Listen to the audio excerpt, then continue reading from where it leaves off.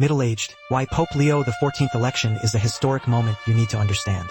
White smoke rising from the Sistine Chapel's chimney on August 2025 signaled more than just a new pope. It marked a watershed moment in the Catholic Church's 2,000-year history. For the first time ever, an American, Cardinal Robert Francis Prevost, has been elected as pope, taking the name Leo XIV. This shatters long-held assumptions that the United States, as a global superpower, would never see one of its citizens lead the world's 1,400,000,000 Catholics. As middle-aged Americans navigating a rapidly changing world, this historic shift has special significance for us. Whether you're Catholic or not, this election represents a transformative moment in religious leadership that will influence global affairs, social policies, and cultural conversations for years to come. Let's explore why Pope Leo XIV election matters and what it might mean for your future. The remarkable journey of Robert Francis Prevost.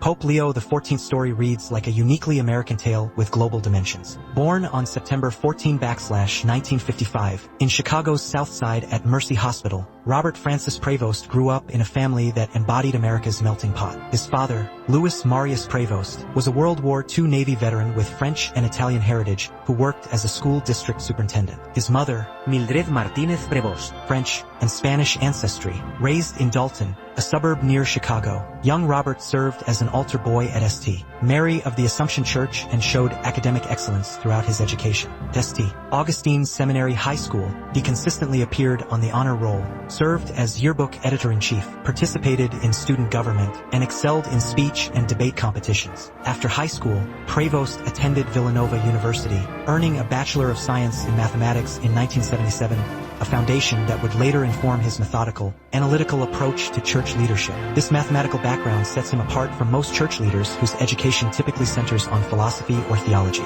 In 1977, he entered the novitiate of the Order of St. Augustine in St. Louis, taking his first vows in 1978 and making his solemn profession in 1981. While studying theology at Catholic Theological Union in Chicago, he also taught physics and mathematics at a high school, balancing academic pursuits with practical education. His superiors recognized his intellectual gifts early, sending him to Rome at just 27 years old to study canon law at the Pontifical University of St. Thomas Aquinas. After being ordained a priest in Rome in 1982 and earning his licentiate in 1984, his life took another significant turn when he was assigned to the Augustinian mission in Chilicanas, Peru, marking the beginning of a deep connection with Latin America that would transform his perspective on the Church's role in society. His dedication to Peru was profound. He became a Peruvian citizen in 2015, embracing a dual nationality that symbolized his commitment to bridging cultures, embodying his belief that a bishop must be close to the people, walking with them and suffering with them. The significance of choosing the name Leo XIV. When a new pope selects his papal name, it signals priorities and the direction he intends to take the Church. Pope Leo XIV's choice carries powerful symbolism that resonates particularly with Americans navigating economic uncertainties and workplace transformations. Vatican spokesman Matteo Bruni confirmed that Prevost's choice specifically references Pope Leo XIII, who led the Church from 1878 to 1903, and his groundbreaking social doctrine. Leo XIII is remembered as a transformative pope who modernized the Church's approach to social issues during the Industrial Revolution. His landmark 1891 encyclical Rerum Novarum addressed workers' rights and economic justice, offering a distinctly Catholic perspective that critiqued both unfettered capitalism and state-centric socialism. The Chicago Federation of Labor highlighted this connection in their statement. By selecting the name Leo, the new pope signaled his solidarity with working people and gave a nod to his Southside working-class roots. The previous pope to bear that name, Pope Leo XIII, was known as the Pope of the Workers. As Natalia imperatorily explained, the name is a deep sign of commitment to social issues. I think this pope is saying something about social justice by choosing this name, that it is going to be a priority for many who have witnessed growing economic inequality, concerns about retirement security, and workplace changes driven by technology and globalization. A pope who signals commitment to economic justice and workers' rights represents a potentially influential voice on issues that directly affect our daily lives. The name also suggests a leadership style that balances tradition with addressing contemporary challenges, an approach that might resonate with middle-aged Americans who value their roots while adapting to a rapidly changing world. Unique attributes of the first American pope. Pope Leo XIV brings several groundbreaking firsts to the papacy that make his election particularly significant. Most obviously, he makes history as the first American to lead the Catholic Church, breaking a long-standing taboo against electing a pope from the world's superpower. This geographic shift in church leadership continues the globalization begun by Pope Francis from Argentina and John Paul II from Poland. moving the papacy further beyond its traditional European boundaries. He's also the first Augustinian pope in history, bringing the spirituality and charisms of this ancient religious order to the papacy for the first time. The Augustinian tradition, with its emphasis on community, interiority, and the search for truth, may influence his leadership style and theological priorities. His multicultural heritage is equally remarkable and reflects the diversity many middle-aged Americans have witnessed transform the nation during their lifetimes. With family roots reaching into French, Italian, Spanish, Haitian, and African-American traditions, Pope Leo XIV embodies the global diversity of the Catholic Church in his own lineage. Prevost's administrative experience spans multiple levels of church governance, from parish priest to seminary director,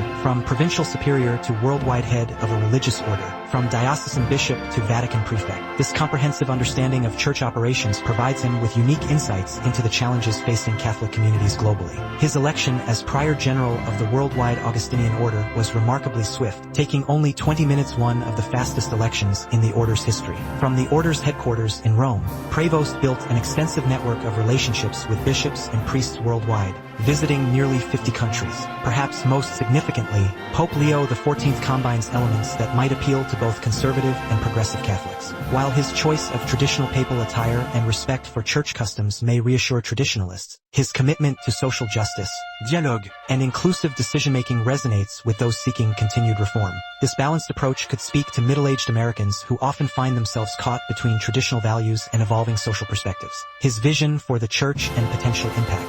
Pope Leo XIV's inaugural address offered illuminating glimpses into his priorities and pastoral approach. Opening with "Peace be with you all," he framed this greeting as an echo of the risen Christ's message to the disciples. "I too would like that this greeting of peace enters into your heart, reaching your families, and all people, wherever they are, to all peoples, to all the earth," he said, establishing peace as a foundational theme of his papacy. The new pope highlighted his Augustinian identity, quoting the famous words of St. Augustine, "With you I am Christian, for you I am a bishop." This reference underscores his understanding of leadership as service rather than privilege, a perspective that might resonate with middle-aged Americans who have reached leadership positions in their careers and are reflecting on their legacy and impact. Significantly, Pope Leo switched to Spanish midway through his address to send special greetings to his beloved diocese of Chiclayo in Peru, emphasizing his continuing connection to Latin America. For middle-aged Americans living in increasingly multicultural communities and workplaces, this multilingual, multicultural approach models bridge building across differences. His speech concluded with a call to build a synodal church, a church that walks together, consistently seeking peace, charity,